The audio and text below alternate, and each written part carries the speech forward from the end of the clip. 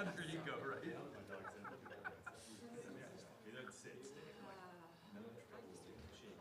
I can still get away with that too. I'd like to close the executive session of March 15th, 2022, and reopen the public meeting. First thing I'd like to do is take an moment of silence for people in Ukraine who are suffering greatly at the hands of a madman. So just take a minute and appreciate it.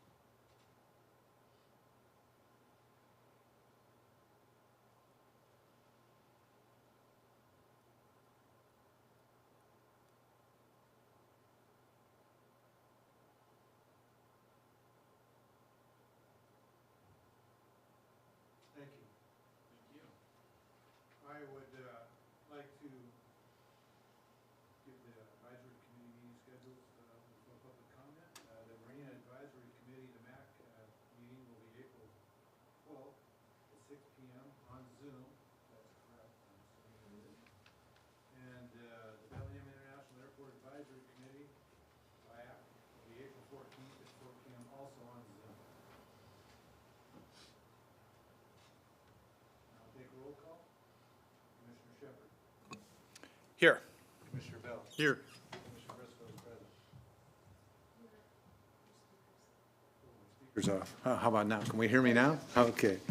Sorry about that. It wasn't important anyway. We'll go to public comment. We have two folks signed up. First, we have Jim Kyle and Dan Tucker.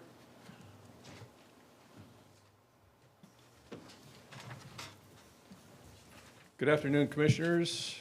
Jim Kyle, President of the Working Waterfront Coalition. It's good to see everyone for a change. It's much better than just being a pretty face on a Zoom screen. That's for sure. So hopefully we're on the right path here with the pandemic. I have a couple of announcements and an introduction to make this afternoon. First, I'd like to give you advance notice of a presentation the coalition will be making April 19th on our industry-based, fully state-certified apprenticeship program, which is ready to kick off in September. That apprenticeship program will involve initially two local companies, Northwest Exploration and Northwest Diesel Power.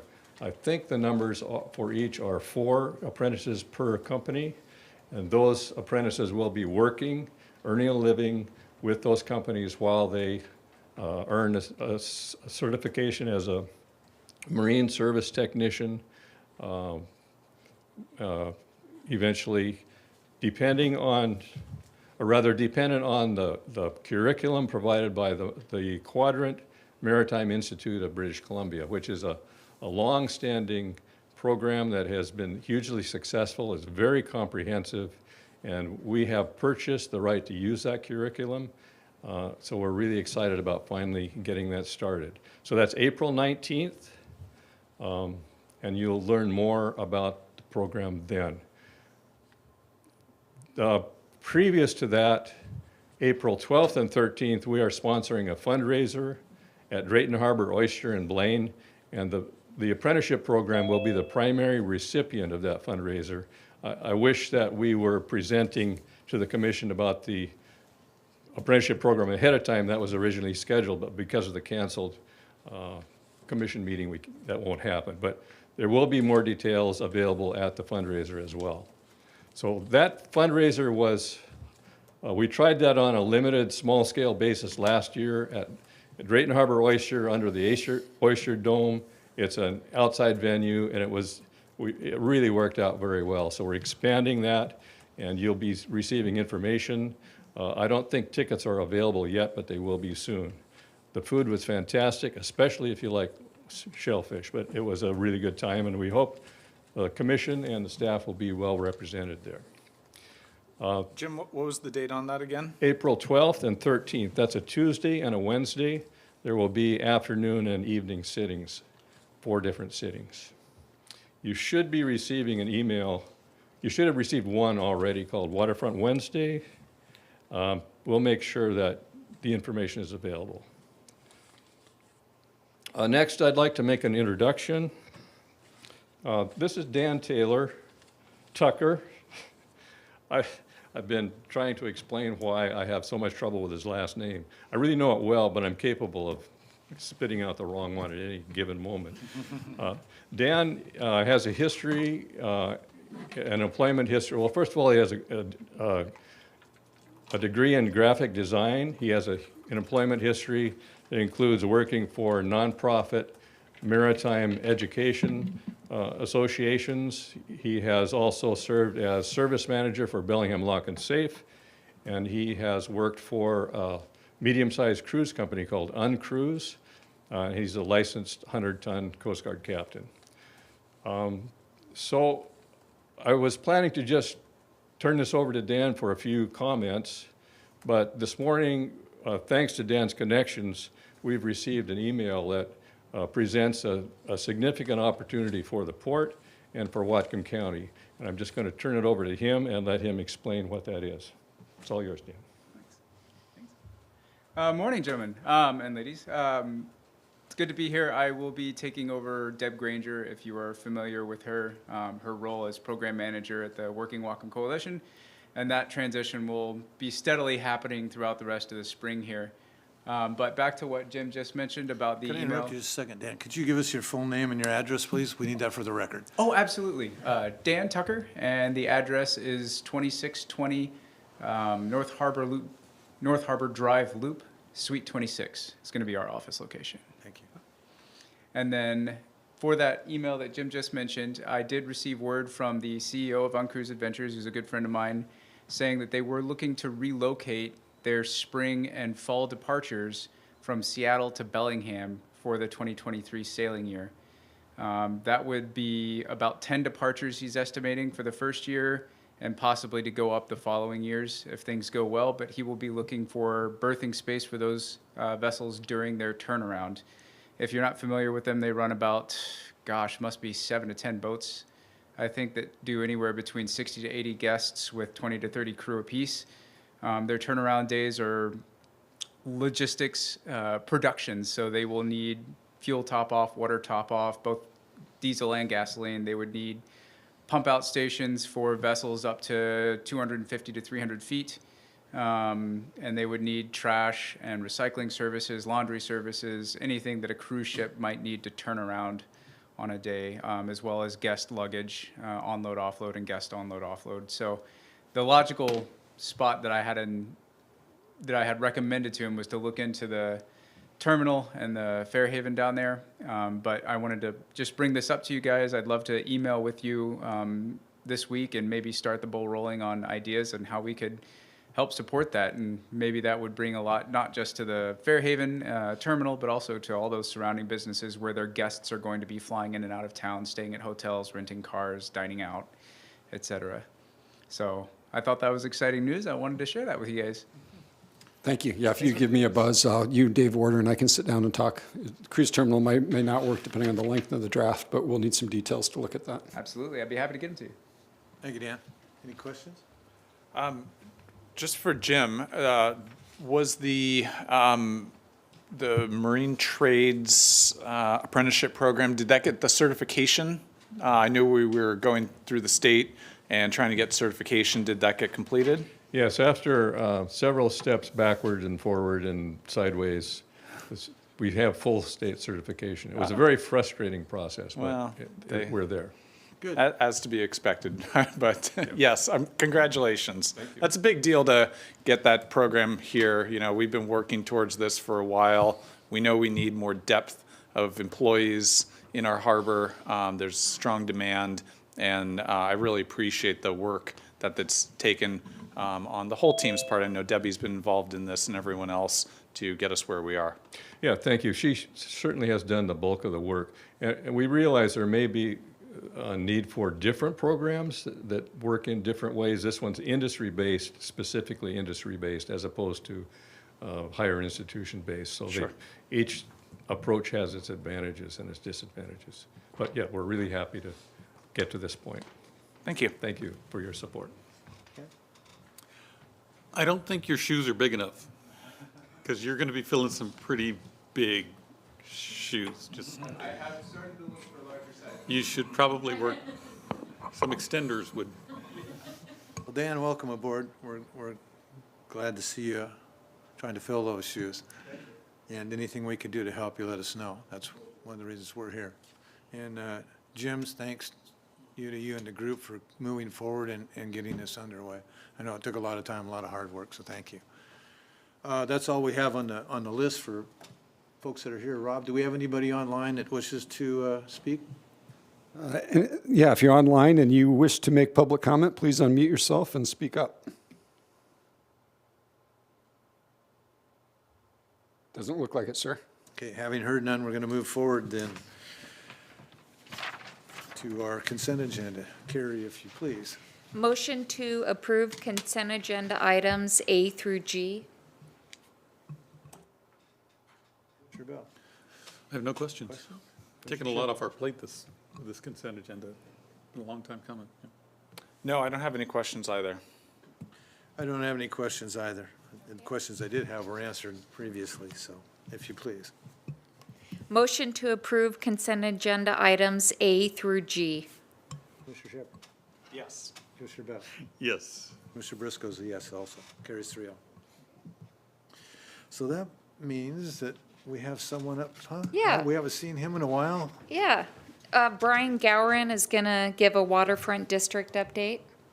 The unmasked man. Rob, to your point, we actually have more people in the room than we do on Zoom. Yeah, amazing. That's amazing.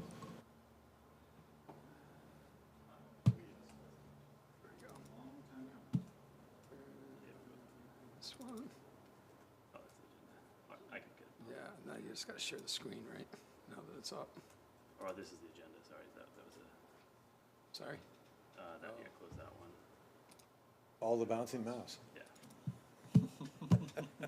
Should be open already.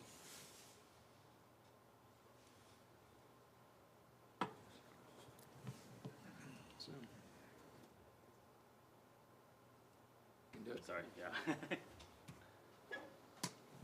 All right, let's see here.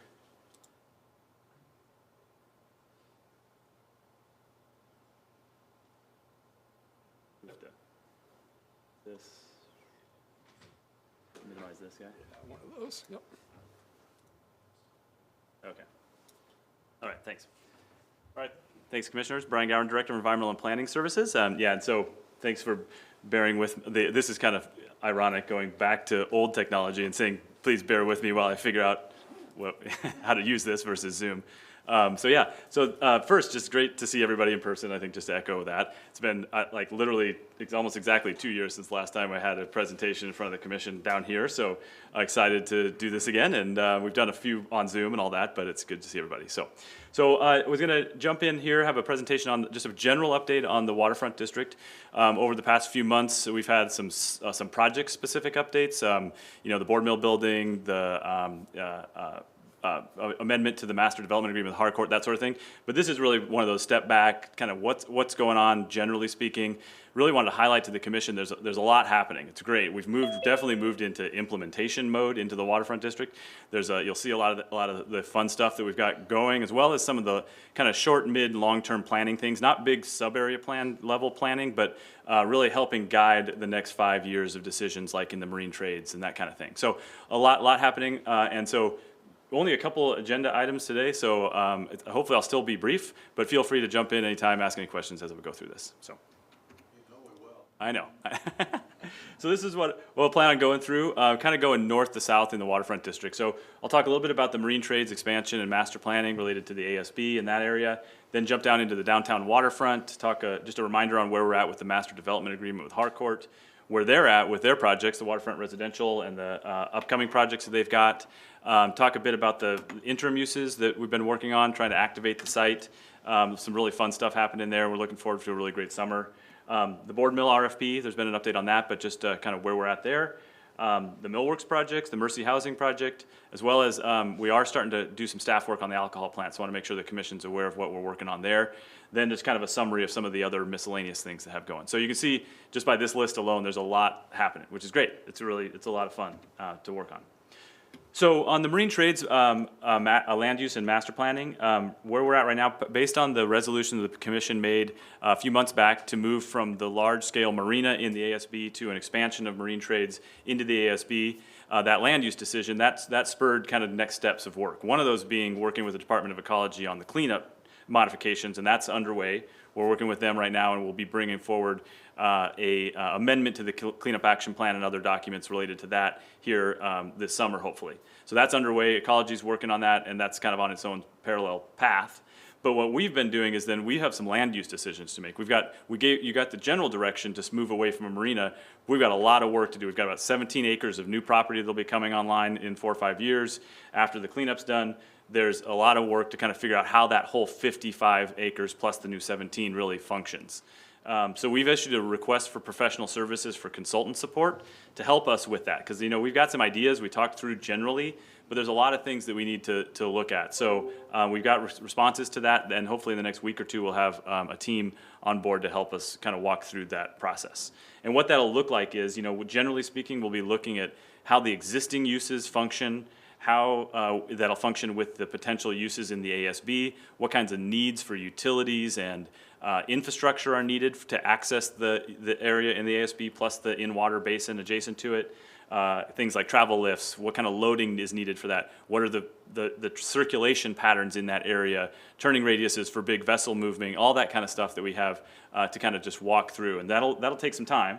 And it'll involve commissioner input. We'll be working directly with you all as we kind of get information, bringing that stuff forward, working with the Working Waterfront Coalition. They have a task force team that's already kind of dedicated to this. We've got a tour to walk through next month with their team on that, as well as the existing tenants, other users. So it'll be an involved process. We'll do the typical master planning type of things, looking at opportunities, constraints.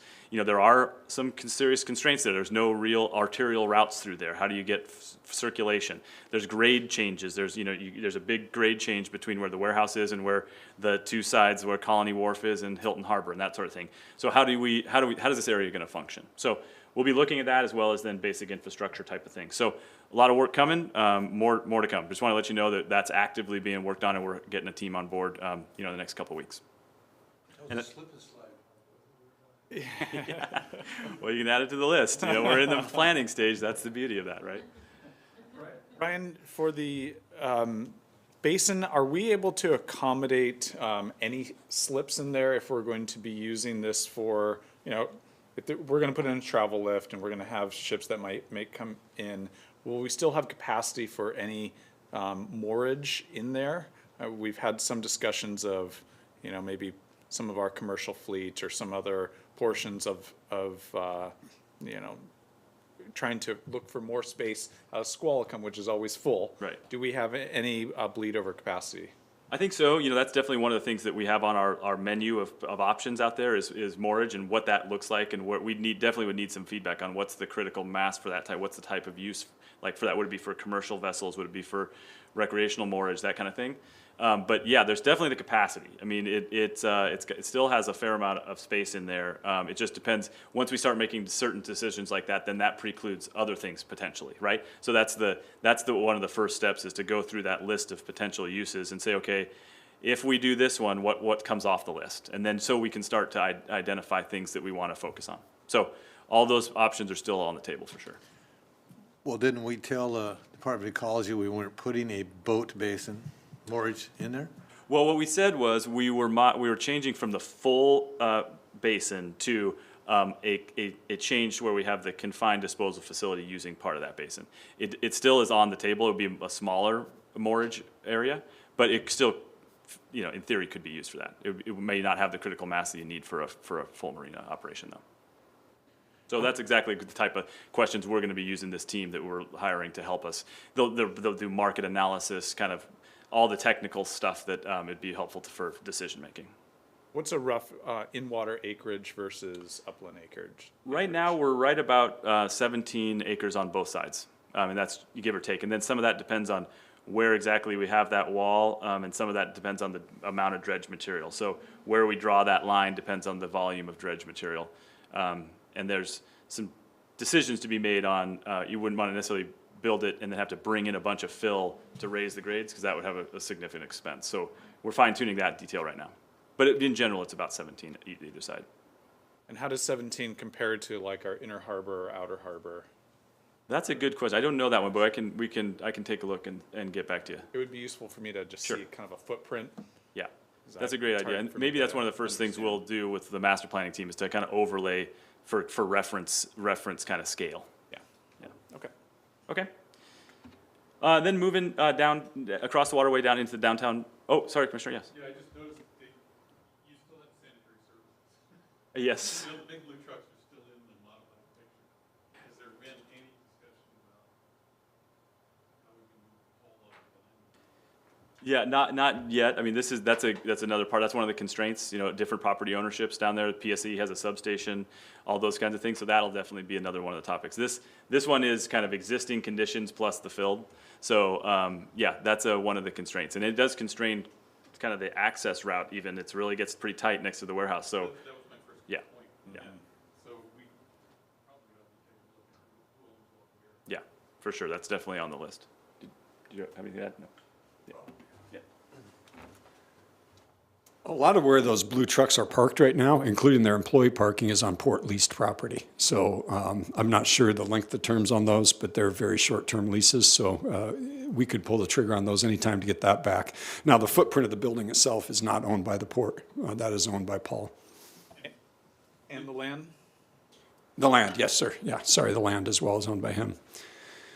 How big is that footprint around the building? Do you, We'll pull some maps up and distribute them to you and show you the outline of what he owns and versus what he's leasing from us, because a significant amount of the property is being leased from us. Majority of the blue is Correct. Yep. Yeah. any environmental contamination on those sites. Yeah, that entire 55 acres is a MODCA site. That's called the Central Waterfront site. It includes the Rotor Avenue landfill. The majority, like the warehouse, is built on a former municipal. But the resort property. It is too. Yeah, it's on the landfill itself. Yeah, and that's all undergoing the mod. DRP on that. Yeah, correct. Yeah, I mean, it's an important business. There will be a time when garbage trucks parked in proximity to the water Made front sense, yeah. are not going to be conducive. Right. Well, when they were filling this land with garbage, it made a lot of sense to have that be the spot where they housed everything. So, just back up, make Yeah. a bigger parking lot? Yeah. yeah. So, okay, so yeah, so a great example of all the discussions that are yet to come. So those are things that will be why we're hiring a team to kind of work on that. So moving across the waterway into the downtown waterfront, just as a reminder on, one of the last things we did was to modify the master development agreement with Harcourt back in October. Just as a reminder, these kind of dark blue areas is what makes up their current master development area. The granary building, the condominium projects under construction, then basically the development parcels that are along Granary Avenue. And then pending successful completion of those projects, then the area in lighter blue at the Bay Street connection could get rolled back into their master development agreement if they perform on these darker blue areas. So that was the main modification to the master development agreement, as well as a change to the project approval process, and I'll talk about that as an example as to why we did that, based on some lessons learned on how the previous project approvals went and some lessons learned there. So those are the main changes, just as a reminder on kind of what came through the master development agreement. Following that amendment, actually Harcourt really did step it up and moved into high gear on the construction of their condominium project along the waterway. They installed all the sheet pile and shoring to shore up Waypoint Park, as well as then Granary Avenue, and then started installing their foundation piling, which is an auger cast piling that goes down to bedrock. That's been a significant amount of work over the past few months, and it's continuing to progress.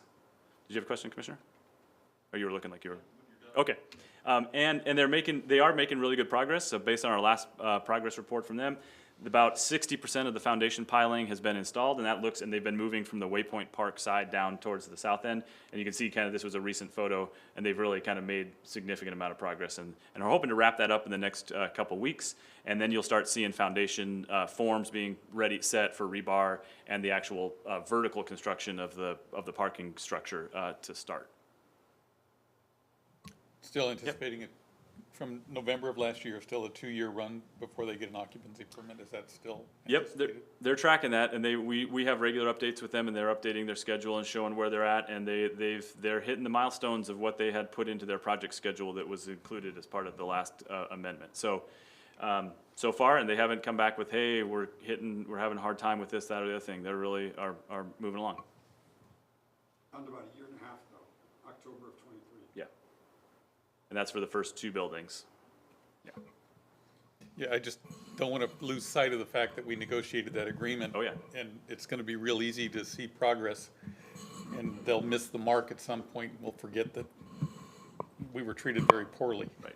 Right? Well, thank you for. So there's a reason we put that milestone in there. Right. Yeah, I just don't want to make sure, I want to make sure we don't miss that. Okay, yeah, understood. All right, and then moving on from that to their next set of proposed projects, that was the other piece that we put into that MDA amendment was proposals for their next proposed projects. And there was a timeline associated with that. And this goes to that thing I mentioned where we changed the project approval process. So I just want to review that just for a quick second. Is that previously we basically got a concept or a basic idea that was fleshed out a little bit, and then and this is what happened with the condominium project, and then we sold them the property. Then they started their permitting process with the city, the design review process, and they got feedback, it changed things, and it just became this kind of cycle. So now what we have set up is that the project approval process is that they'll submit a concept, it'll come to the commission to say, yeah, it fits with the general uses, it shows the basic footprint or rendering, not a lot of detail yet. But okay, and then approval would be keep moving forward with that. The next step they would then move into the design and the design review with the city's team so they can get some feedback. Once they got feedback from the city team on the design, then that would come back to the commission again and say, okay, here's what changed from our concept, or basically it's the same, here's just more information. And then another commission approval. And then if they get commission approval on that, then they go forward and do the final building permit applications, do the detailed design, get their financing in place. We'll start creating a specific parcel.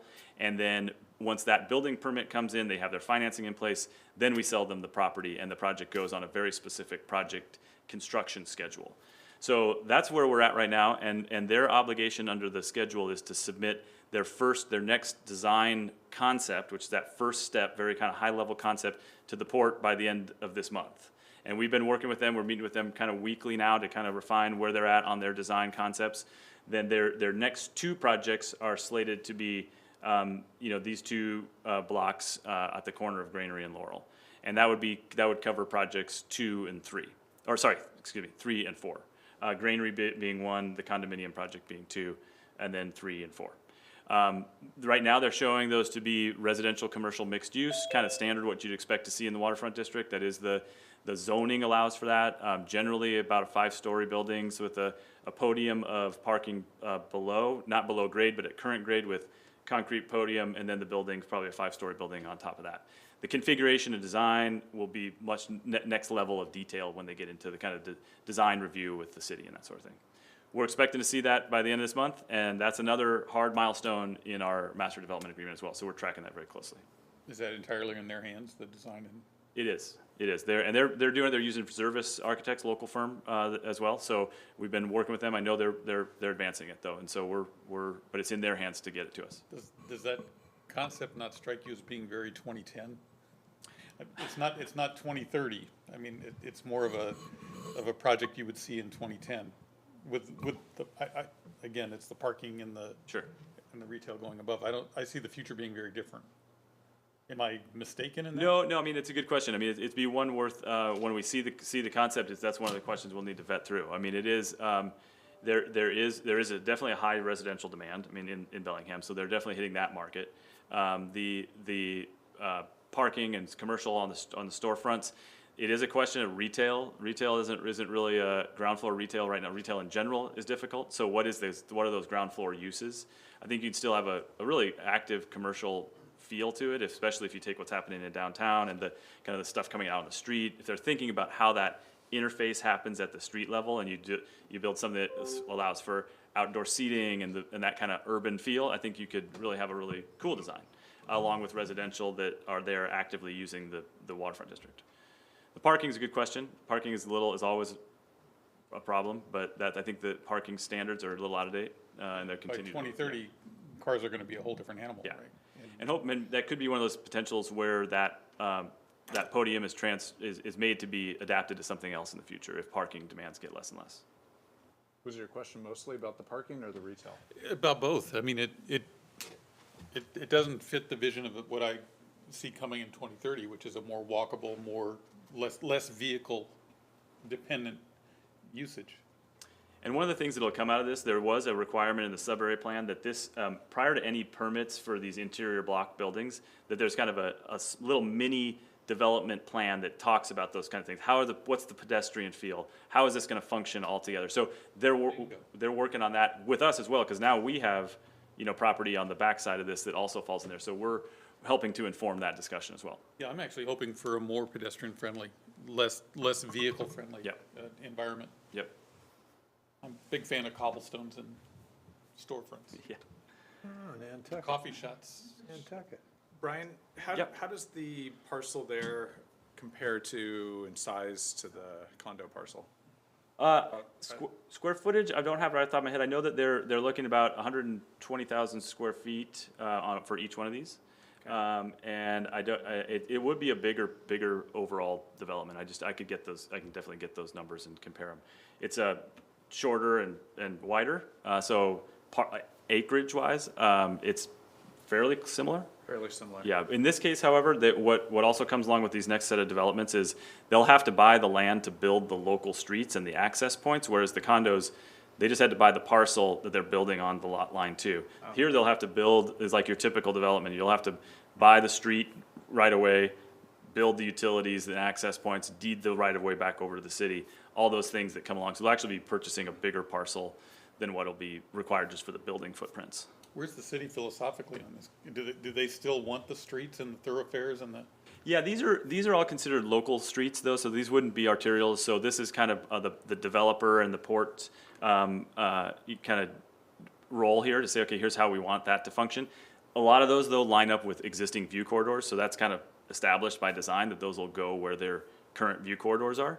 But how much parking is on the street, what the widths are, those things we can start to work on. If there's a reason to do a more pedestrian feel, something like that, they're definitely on board with that. Yeah, it's more, when you look at what we've done with the container village and what we've Yeah. done with the bike track, that's just awesome. Yeah, And it's yeah. got a great feel, it's got a great pedestrian feel. You'd hate to have something very industrial, very 2010, as I call Right. it, sitting in the middle of that environment because it would just disrupt it. Yeah. It wouldn't. And that's a perfect segue, I'd say, then to like the interim uses. That's what we're working on. So that is a big factor in kind of how this is all going to function, both the short, mid, long term. So that point I think is really well made. The city has been really supportive of these interim uses. They've been really great on the permitting side of things, and they've been really supportive of us doing some cool stuff down there. So with that in mind, there's been a lot really neat stuff happening. We've got an internal port team that works on this that is really it's just amazing the stuff they've been able to pull together between maintenance, working on different parts, real estate, helping with these kind of one-off tenants with funky ideas. Rob and Mike really working really hard with these tenants to bring really cool ideas down here and the pump track and the skills area. So a really fun team to work on these things. So a lot of things happening. Obviously the pump track and the skills area has been successful for a couple of years, and it's been kind of a really great thing to build around. The container village has now started to get traction last year with Kulshin and Silky Scoop going down there, and had a really successful year, even COVID. And I think you're going to see that this next year is going to be even better. The Wednesday's Farmers Market was a big success, and they're going to do that again. So continuing to build on that. The lawn is established. Finally, I think this year might be fully established and in good shape. And the Peter Paulson stage has been built. Oh, and Carrie's a big part of the interim uses team as well. Thanks, Carrie, for all of your work. This Peter Paulson stage was designed and built by our team internally, which is fun to have them design that stage. And then we did have Ram Construction, I think, built it. We're now actually working for other ideas this year. Commissioner Briscoe, you brought up Smart Trips at a couple meetings ago. We're working with Smart Trips to have a Bike to Work Day celebration at the end of the day down at Kulshin and working with them. We're going to do Independence Day down here again, and then of course the Northwest Tune-Up, which is scheduled for July 8th through 10th, which is a big beer, bike, music festival, and that's all underway, and they're working on booking acts and events right now. So a lot to come on that, and that's just right scratching the surface. We got restrooms, other things that are just logistical stuff as well. I got the digester tanks lit up with the LED lights that you can play with and change colors. So just a lot of really fun stuff happening down there, and I'd say it's been just a really successful activation of the waterfront, and you know, I think this photo kind of shows it, and this is what we're looking forward to more of, and having a really great summer this year with that. So, Brian, does the, oh, yeah. how many of the digester tanks sit in the next parcel? All of them or just part of them? It's about half and half. So it's not exactly, we haven't surveyed it or anything. We don't, like I said, we don't have parcel defined yet, but essentially it's half and half. So half of these three are in the Harcourt master development area, and these three are in the port controlled property. And we have been working with Harcourt to discuss what the plan is for those, and the preference being to try to retain them in place if at all possible. And I've gotten pretty good reception from that. There's still high level concept at that stage, but there's some questions on how you can build that project with those there. I think there's some great ideas on how that could happen though. Thank you. And are those going to be two parcels that we will sell independently for two buildings, or are they going to be one parcel that's going to be? Yeah, not determined yet. It's a good question. I think it's kind of partially depends on how they choose to operate that. I think, yeah, it's a good question. We'll have to. That'll probably be that will be a next step, because we haven't. You know, that's the future. And some of they'll be refining on how they're going to do the business model for those projects. It may be two separate LLCs or whatever but it may be one. So we'll cross that a little bit down the road. So a few other things happening. We've got the board mill RFP that's out on the streets right now. Elliot did a great presentation recently, so not much to add. Just wanted to acknowledge that that's another piece of work that's really great underway right now. It closes April 29th. There's been a lot of strong interest in it. We have given tours. We're working on a kind of a clean out of the building right now just to make it a little more safe and accessible. We'll be working on a developer selection this spring or early summer. Then anticipate that there'll be a negotiation depending on what the proposals are, that probably a negotiation will go through the end of this year. So hopefully some kind of agreement in early fall. Hopefully by the end of the year for sure we'll have some clarity on a transaction though. The other project that has a lot of activity right now, and this has been taking a lot of time, is the Mercy Housing and Millworks project on the Ligton parcel. As you know, we got an integrated planning grant from the Department of Ecology. We focused on affordable housing. Last year we approved an option to purchase for Mercy and Millworks. And they've been really actively working on that. Both the port, city, Mercy, and Department of Ecology have been working. I mean, it's been a very front burner project. So we've initiated work with the state on the cleanup project, and we'll be modifying our cleanup agreement. We've already done the preliminary investigation, and we're starting design on the cleanup right now because we have to stay ahead of their process. They have Mercy has submitted their funding applications to the state, and they anticipate hearing back from them hopefully by the end of this month. And then once they hear, the good news is they've gotten really positive feedback. The state funding is a tax credit that's a statewide tax credit, and they are really trying to spread the projects around and not have them all be in King County and Pierce County, even though there's a big demand there. So projects like this in Bellingham really are ranked relatively high, and so they've got some pretty good confidence that they would receive that funding. If they do receive the funding, they have to be under construction on their building by the end of this year. So they're underway right now with preliminary design, the city permitting review, and then they'll go underway with building permit designs immediately once they hear funding is in place. So they've already invested a fair amount to get it to where it is today, which is an early preview. Here's the kind of revised most current concept. This is what will be going to the design review board for. This is just for design standards. This isn't specific building permit review. And I also did clarify with them, they're not doing black and white and gray buildings. These are placeholders to show contrasting materials, but the architects try not to let the folks of the city get distracted with like colors, right? It's like they want to show this is the feel, this is the shape, this is how it'll function, this is contrasting materials, this is the massing.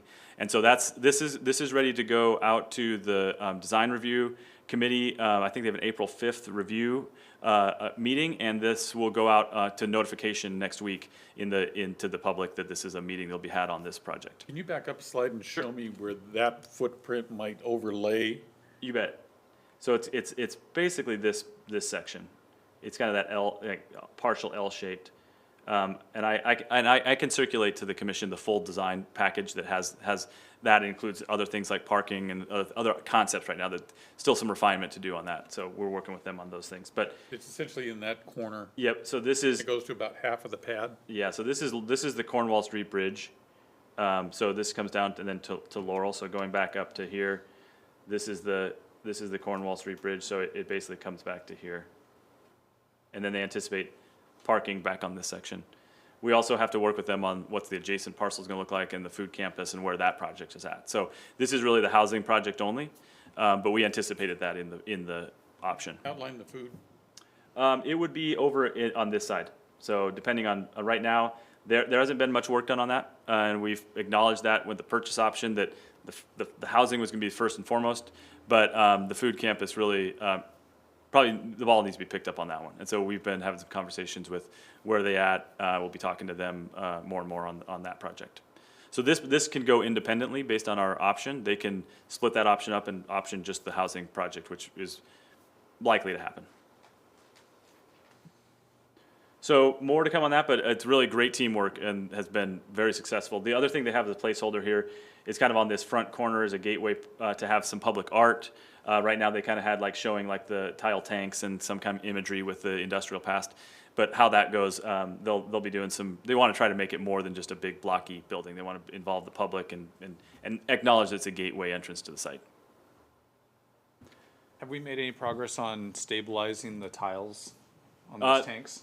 No, that's on my to-do list. I should add this to the other items, but it's on. We have a draft interlocal agreement with the city right now. I've got to get with our city partners. They've been really COVID and homeless and all the stuff that they're working on. The Waterfront honestly has taken a little bit of a backseat from their attention, but I think we're coming out of that. And so I've actually had a meeting with Tara last week, and we kind of went through our laundry list of and that was my top one, is we got to get the tile tank interlocal agreement set up so we can get going on that. It is in our budget for this year, but we also need to have that interlocal in place and make sure that split funding is all sorted out between us and the city. So the interlocal covers the funding agreement because we're both going to participate in. Right, because ultimately it's going to be part of the park. Be part of the park. So eventually. it seems reasonable that they could have a role in that. But did we get a assessment of how much it's going to cost and what is needed to happen? Yep, yeah, we did. We have budgeted, I think $660,000 for that, which is pricey, but it would be the full redo of the tile tanks, including fixing all the stuff as well as stabilizing what's still there. So.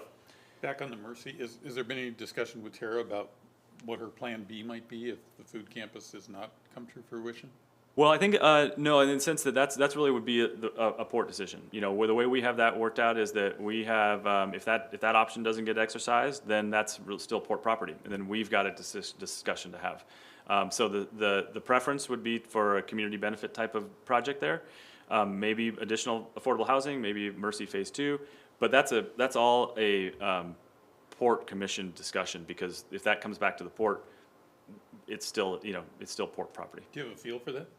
Not right now. That's the next step of conversations. I think that we haven't seen a whole lot of activity on it, but I think that was, looking back, that was expected. But now is the time. If we don't start to see something happening, I think we're likely to have the conversation about what comes next. So last one here, and then I should wrap up here. So just a heads up, I know there's been a lot of focus on what's happening next, and the alcohol plan is one of those items, and staff is definitely on top of that. There's some work to be done before we can really. The board mill had been set up and ready for RFP for a number of years. It was Western was going to use it then, potentially Harcourt was going to redevelop it. We had some concepts we knew could work there, so that was kind of an off-the-shelf RFP almost. The alcohol plan has always been a bigger question. Yeah, I mean, it may not have been off the shelf, but it was prepped and ready to go. The alcohol plan has been a little bit more, a lot of questions on what could happen with that. Yeah. Sorry, Elliot. Don't take that one the wrong way. So we've got some work to do on the alcohol plant, and so as well as in the sub-area plan, there's also a requirement that if we want to fine-tune the parks and the roads around that building, that we need to do an adaptive reuse assessment to say, okay, this justifies changing the park layout or moving the roads, to tweak the roads to keep the building. And so what we're at right now, we're preparing to issue a request for proposals for consultant support to do that work. We've already done some preliminary ones back in 2009 and 2013, but they were more site-wide. They weren't specific to this building. So it would include like an architectural and structural analysis. We know there's some problems with that building. It would include a market study on like what could go in there, what could facilitate active use of there. Evaluate some options, everything from retaining it as is to demoing it altogether to a combination of things like deconstructing it and rebuilding it somewhere else, keeping the facade and building new, but keeping the facade for the feel. And then maybe things like combining with the adjacent parcel, would that then make it more marketable or make it pencil? So we'll have a team help us out with that evaluation too. That's probably going to take a few months. They've got a lot of work to do to understand that building. But as soon as we get a team on board, we'll come back to the commission with some updates on that as well. So that's likely to help inform how we choose to move forward or not on that building. So then the last, just summary of other things going on, if that wasn't enough. So there's still a lot of other things happening. The grain rebuilding activation is happening with the Harcourt, basically 100% leased now, except for a couple restaurant spots, which we're really hoping, that's just an awesome spot for that. And hopefully with the change in COVID restrictions and all that, that will be the final piece of that. With that residential project going forward, the city has been underway with the design of the Waypoint Park extension, which will go from where the sidewalk stops right now next to the acid ball, and will continue all along the shoreline and then wrap around and come back out to Laurel. So there'll be public access all along the water always. We've also got on our to-do list, and this is something we'll bring back to the commission for more discussion, is the GP Wharf evaluation. I know the commissioners wanted to have a work study on that, and I think that does warrant its own standalone work study because there's a lot of information and decisions on that. We are preparing some work. We're just not there yet. We're really close. We did get a condition assessment back from consultants and have evaluated the structural integrity of that, and it's not looking good, but so we want to talk through where that's at. We do have log pond work to do on stormwater planning for when the ASB comes offline. BST shipping terminal is constantly working on different opportunities there and marketing that area with some good successes. We have MACA cleanup projects underway, and then down at the very south end, Cornwall Beach Park work by the city is underway. In fact, I mean, they have right now a naming contest to see if people from the community have ideas for what to name that park, because they don't want to call it Cornwall Beach and get confused with Cornwall Park up there, so there'll be a different name for that. So they're actively working on that too. So a lot of things in the works. So with that, I'd be happy to address any questions you might have. Commissioner Shipper, do you have any questions? So the stormwater, are we gonna create a new outfall at the log pond? Is that, because currently we're pumping water under the waterway over to the ASB. And so we're gonna have a new outfall that comes out in the log pond? Yeah, that's the next step, is to evaluate that. What's how to do that? Would we potentially keep part of the ASB for that? That's been one thing that we talked about with Commissioner Briscoe. Do we do multiple outfalls? Do we tap into the city system? How do we manage stormwater in the log pond? So that's the work that we're going to start this year, is to evaluate that. How would you keep part of the ASB for that? Well, that's one of the questions we've got. Like, could you have a regional stormwater basin over there that could handle this and we can continue to pump it? Or would that, I mean, we need to evaluate different options, and that's one of them. Yeah, I think that would take a lot of work to keep those pumps maintained. I think gravity usually is easier, but there, we want to evaluate all the options before and we've got some time. So that's the beauty of just starting it now. Do we have to put in a treatment facility if we're going to have a outfall? There would have to be some kind of treatment, depending on the use. Sometimes that would be our tenant's responsibility. We would just have the outfall and say, before you tap into our system, you have to treat it. If it's our operations, we would have to build a treatment system. There's also regional stormwater treatment systems, like they have Bellingham built up by the Costco, that could be used by all users, and they buy into it. So all those types of things will be on that's part of what we're starting to evaluate. Okay. Commissioner Bell. Let's talk about day moorage for Yeah. boats. I should add. Any idea of where that might be and how that would look? Yeah, that's I should have added that to the list, because that is actually underway. We do currently have a design team for visitor moorage under contract. We just hired recently. We're starting to scope out what that looks like. The place we have constantly, we're starting to scope out what that looks like.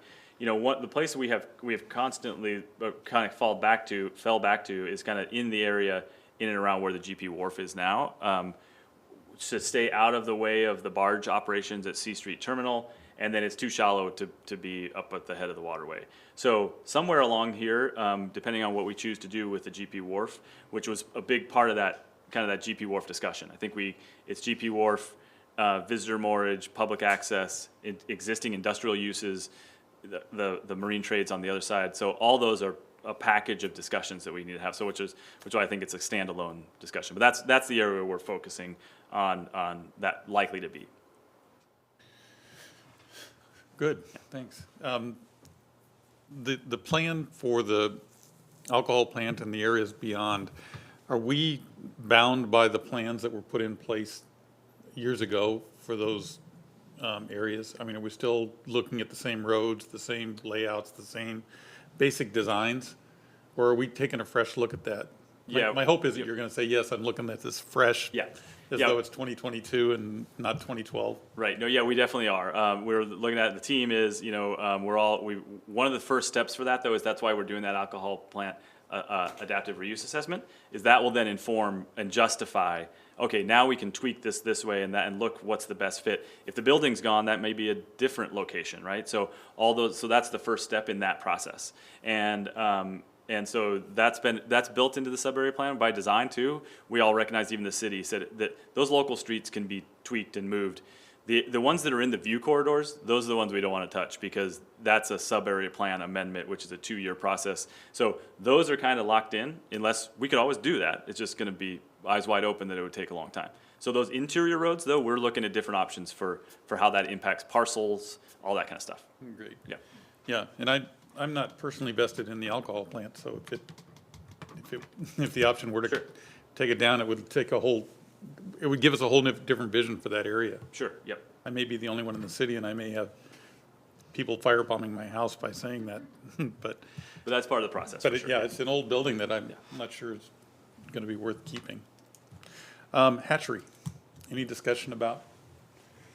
Not lately.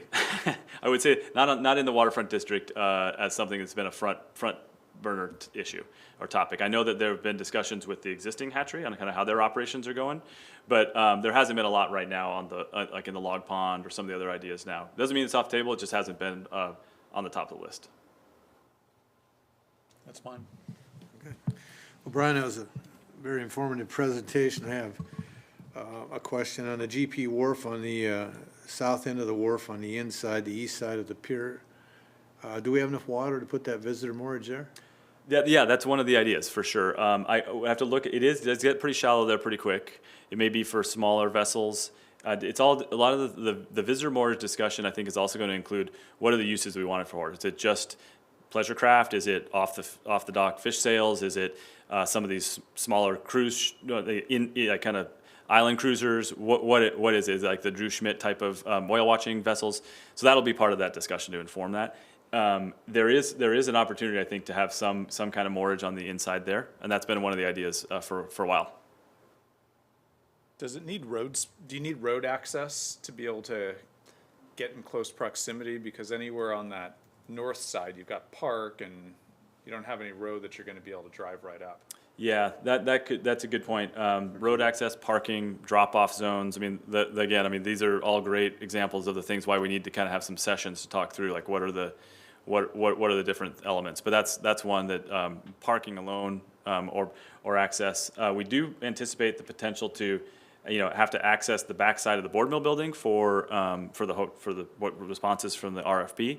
So there could be an opportunity to kind of have some kind of access. Maybe not right up to it, but closer than the rest of the downtown. Yeah, I would think for visitor moorage, in most places you just walk to your boat. Primarily walking, Yeah, right? you don't. That's not that far to walk from the corner of the road over there if you've got someplace to walk in. What if we did fish sale? Yeah, I'm kind of, I don't know. There's lots of ideas on this. I would kind of think that your fish sale stuff is going to have to be on the west side of the GP wharf. You're going to have a float along that to do that. I don't think you have enough room out on the east side of that south end to do that. But Jim, and there's lots of people who've been up. Rob, everybody's been up and looked at what they had up in BC there. But I think that all those things, and I don't. you know, I understand the barge situation there, but I think a float alongside that dock with a single boat tied to it, nothing rafted out for certain times of the year is not going to interrupt their barge traffic situation. But I mean, that's all what you have to get to. But there's lots of plans. Everybody has an opinion. So. Yeah.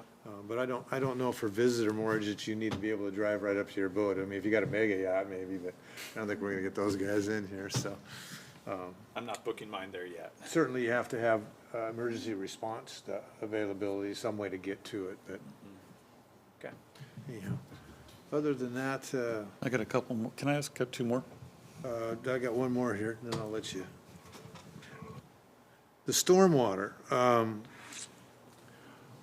What would that line service? What part of the area there? Just the terminal or all of the GP side or?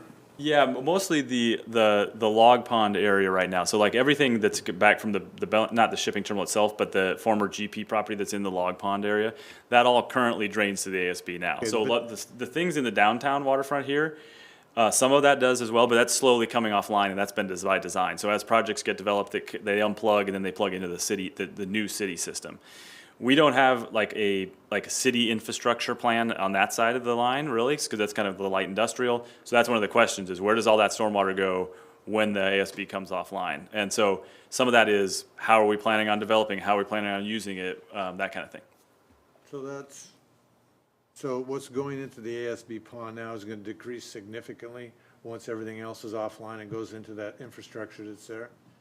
Yeah, I would say for what's there today, much of this actually kind of now infiltrates because the last pipe that went from this interior block into the ASB kind of cut right through Harcourt's property, and we said, hey, you don't really need it, so you can cut that off and cap it. So that most of that water now infiltrates, and there's a significant amount of gravel and other soil that it can infiltrate to, and if it does overflow, it flows into the city system.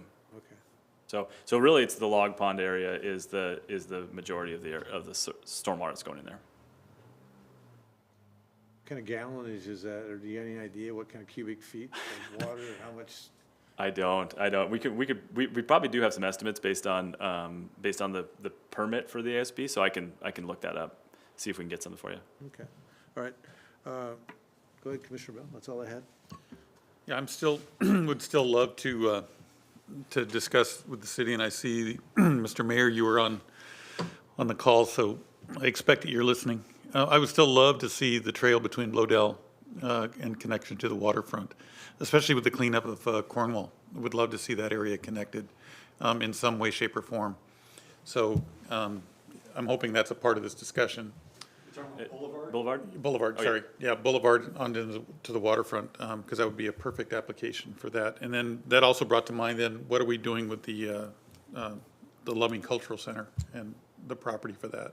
Yeah, we're continuing. So on the Cornwall Beach, currently Cornwall Beachland Park, they are talking about connections to Boulevard, whether it's the overwater connection or how to get back up to the South Bay Trail there, over the railroad or up 4th Street or whatever it is. That is on their radar for sure. But how it hasn't been determined.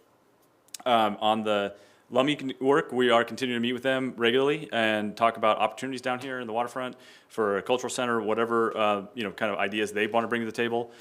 We haven't landed on anything, but that's definitely in the works, and we're meeting regularly, talking through different ideas, and that's always on the table. Okay. Hey, thanks, Seth, for tuning in.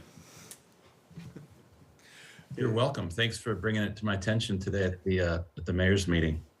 This is exciting. I'm glad I could be a part of your day. Commissioner Shepard, any more questions? Commissioner Bell, any more questions? I have none. Thank All you, right, Brian. thanks, commissioners. Guess we have an action item. Carrie, if you please. Yes. Motion to approve resolution number 1402, authorizing the sale of an additional 2,200 square feet of real property to Harcourt Development Residential Bellingham LLC for project number 2, and authorize executive director to execute any and all documents necessary to complete the sale. All right, commissioners, I'm back. Just want to double check, does everybody can see this photo? It's just an over aerial image. Okay. So this is actually, this action item is actually related to one of the projects we just talked about. And it also is the example of kind of why we refined and revised the Mda approval process. So this is one of those where, like I said, Harcourt had presented a project concept. We sold them the parcel, then they went through design and permitting. And the parcel, and this is an estimation, it's not exactly, but this just shows the scale, is outlined in pink. That's the current parcel for the 3 condominium buildings. During the building permit process, which was the final step, it became apparent that there was a fire code requirement that required either a firewall or an offset.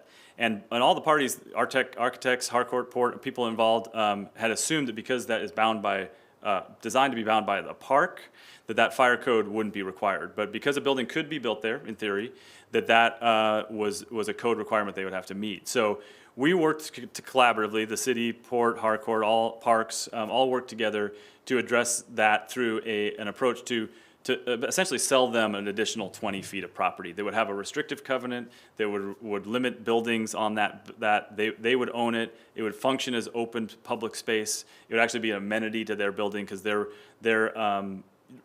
uses on that south end could kind of spill out onto their own property instead of having to work directly with the parks. These are 0 lot line projects, so they were building right up to the lot line. So this was something that was missed. I think it would have been caught if we would have had this revised process where through concept and through permitting, all of these issues get worked out, and then we would have sold them the appropriate property. So in this case, the recommendation is to move forward with a sale of about 20 feet or 2,200 square feet of property on the. Yeah, I know, it's a small sliver, and you can tell based on the scale, it's kind of a sliver.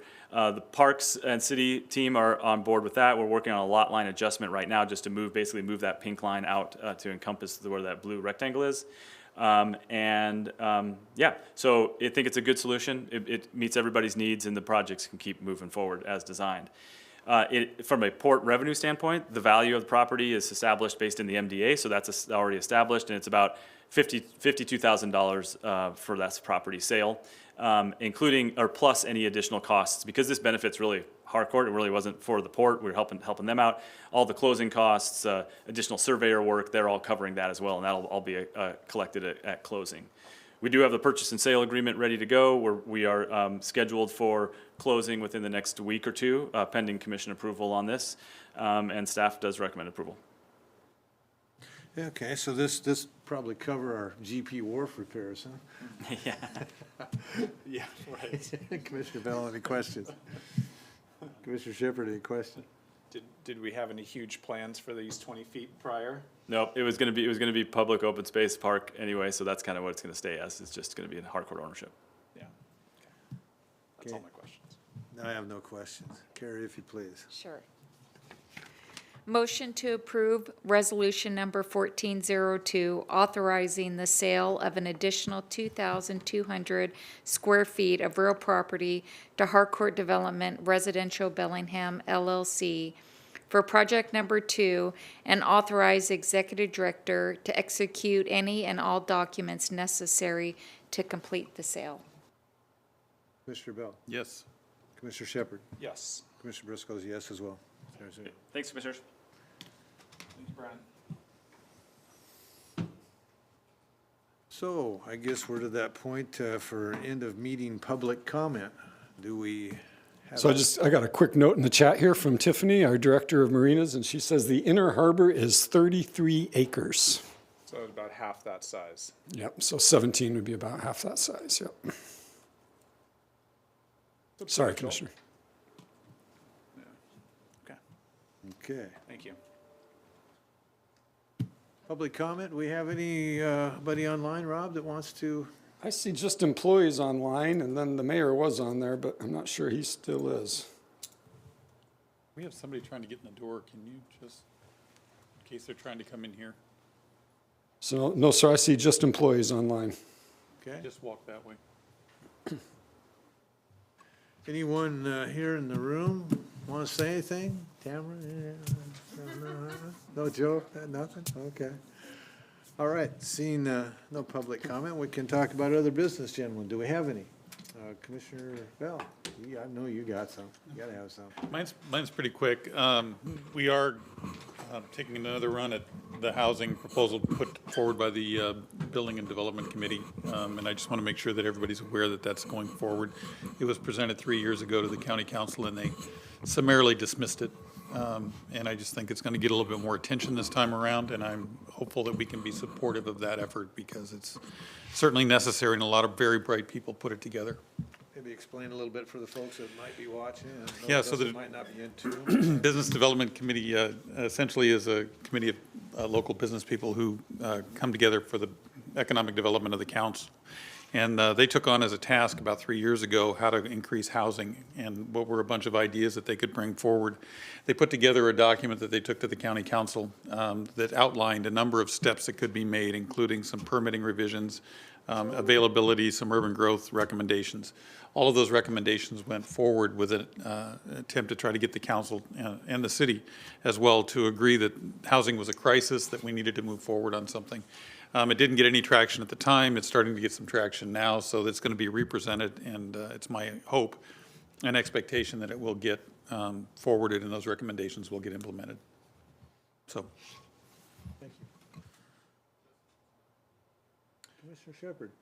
I just reporting out from the small cities. I thought we had a productive conversation with Senator Cantwell's office and just about some of the infrastructure money that's coming down the pipe for us to be keeping tabs on.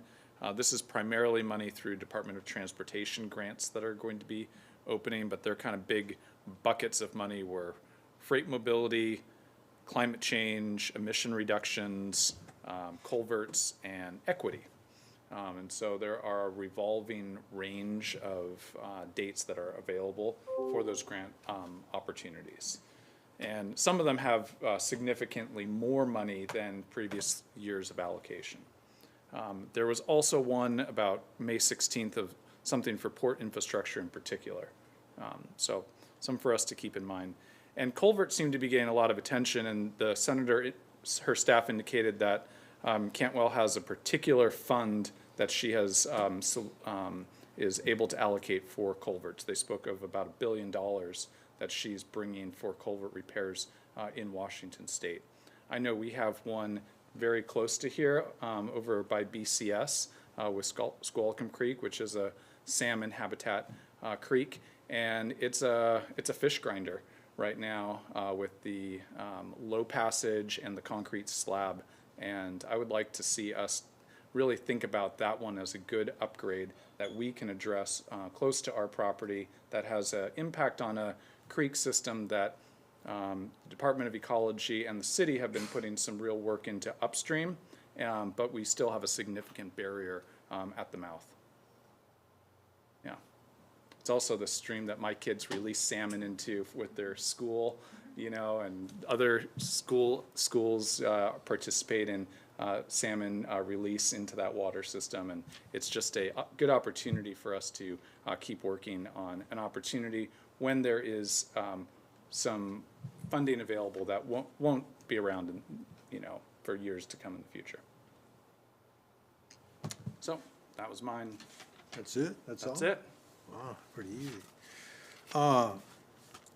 Well, I think you met with these guys too, but Rob and I had a meeting out, do you want to go into detail on that one, Rob? What's going on, so the folks in the county kind of know? Well, we met with the AltaGas folks, and about a year ago, they bought Petrogas. They've had some issues with the Clean Air Agency that were the result of the previous ownership of Petrogas that didn't follow through on some reporting and some changes that were made. And so the AltaGas called us together to assure us that they were going to make that right. And they seemed pretty sincere about it, seemed like a good group of guys, seemed like they want to invest in our community. I was impressed. Yeah, I'd like to reiterate to people, because there seems to be a misconception that this company is the one that created the issues that are there, and they're not. They're the ones that are cleaning it up. So there was a little bit of, I think, misconception of some journalists in the county of what was actually going on there. Seemed like really nice folks, really sincere, and I think they'll be good partners in the future at Cherry Point. I think that's about it. Well, Adrian, how's our solar panel stuff going? Can you give us any new stuff coming, or you can lift up if you want. Yeah, can you hear me okay? I'm Adrienne Hedgedes with the Port of Bellingham. I'm the Sustainability Program Manager now. So we did put in that large solar array at the cruise terminal last year. And I did the math recently, and I'll have to dig it up for you on the actual total amount that it's produced, but you can actually check in on our website. There's a link that shows you the daily production, so you can compare over time how that's been producing. Sorry, I'm going to take this off. But as far as new projects go, we are looking around at how we can fund new projects, and we're looking for grant opportunities as well. We have lots of space for it. It's the connections with PSE infrastructure and the funding that are currently sort of the small speed bumps in that. Okay, didn't mean to put you on the spot. I was That's just okay. curious what was happening. I hadn't heard. Yeah, no, if you have any specific questions, I'm happy to look into them as well. Thank you, Adrian. I keep trying to shop around the airport solar project. I brought it up with Senator Cantwell's staff today, and they didn't have a clear bucket that it fit into, but this is a little bit more Department of Transportation funding, which is not the exact fit for it. Yeah, and the Department I of love that project. Yeah, I do too. I think that would be really exciting. And we're talking about the covered parking Yes. areas. Yeah, that would be exciting at the airport. The Department of Commerce also has some grants out right now. The way we've been discussing how to apply for those grants, you have to have matching funding in place. So, but we will keep you posted on all of those as we look into those. Our folks up in Sumas, did they get back in operation? Things moving along, or? Yeah, it might be Elliot if you've talked to them, or if Terry has. Terry, looks like he wants to talk. This afternoon, Commissioners. Terry Lahey, Real Estate Division. Yes, Teal Jones is back up and running. They initially had to bring in a mobile office to work out of it. Mountain View Reload, which is our other tenant up there, they are still working on refixing fences and getting back up. They are operational, both of them, though. Good. That was kind of a tough time for them there. Yes, it was a tough time. Thank you, Terry. Thank you. I believe that's all I have. You got anything, Carrie? Go ahead. Yeah, we just wanted to reconfirm with the commissioners that you want to cancel the April 5th commission meeting because of spring break. So there'd be one meeting in April 19th. That sounds good to me. That works well with my schedule. It's always is a family trip for us, or family time for us. And so if the schedule permits, that would be a preference of mine. I'm good with that. Okay. Where are we going? Yeah, did you get dropped at Do we have a Tucson, or- road, do we have a road trip here that I'll let you know if you get the invite. we can get a convoy going? Puppy City. I'm fine with that, by the way. I could drop my puppy off with yours. Play date. Anything else, Karen? Rob? Nothing for me. Anyone have anything in the audience that needs to come out before we're good? John, nothing? Are you trying to stay here longer? Adjourn. I was trying to get the quarter after, come on.